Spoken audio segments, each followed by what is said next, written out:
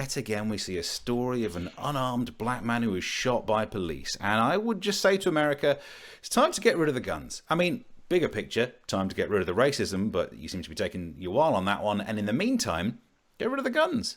It would mean the racism is less deadly. It would mean everything's less deadly because you wouldn't have as many guns. And not just that, stupidity is costing lives, especially in this case where the police officer who shot this man apparently mistook the gun for the taser.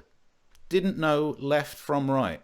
If you don't know your left from your right, you really shouldn't be given a live firearm. And that's exactly what this issue is. It's left versus right, as we found out when the police chief told us what was going on. We train with our handguns on our dominant side and our taser on our weak side. Yeah, it's a stupid idea. That's what your problem is right there, isn't it? Well, let's come up with a plan so that if people get flustered, they'll definitely accidentally pick up a gun. We wouldn't want to accidentally not shoot someone. Struth. Or at the very least, if you're not going to get rid of guns from police, make a law that if they have a gun and a taser, they also have to carry a toy banana. Because at least that way, you've got a 2 out of 3 chance of not being shot.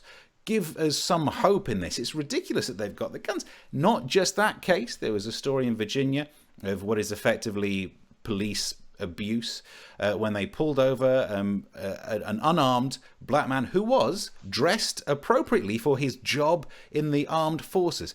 Did he receive the correct level of respect for his service? Of course not, otherwise I wouldn't have been bringing it up now. Here's what happened. Nazario, who is black and Latino and was wearing his military uniform, asks repeatedly why he's being detained. What's going on? You're fixing to ride the lightning, son. Oh my God, that attitude is the other part of the problem with the guns. That you're a police officer, you're meant to be professional. You're fixing to ride the lightning, son. You're not an announcer at a fairground. Scream if you want to go faster. Also scream because I pepper sprayed you. By the way, that guy got pepper sprayed. What for? Not getting out of his car quick enough. Oh, and if you want to work in the fairground, why don't you have a word with the other police officer who doesn't know a taser from her ass? Because if you get 3 cups and a stone, you could make some money out of that woman. She will not know where anything's ended up. And I think the message would be, America, it's time to let the guns go. I know it won't happen because you're kind of obsessed. There is that attitude of like, I need my gun just in case I need my gun. But maybe you've changed. I mean, I can see why it happened. You're a nation founded at the same time when guns were the cool new invention. Like, if America was founded in the 1980s, you'd have a constitutional right to a Sony Walkman. But maybe you've changed.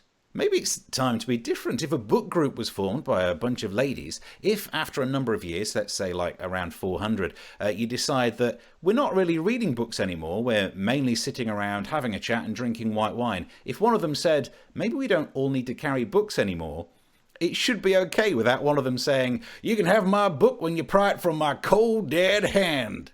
And that's the thing. Is it Charlton Heston who said that? That's the point, isn't it? That maybe those hands would be warmer and less dead if there were fewer guns around.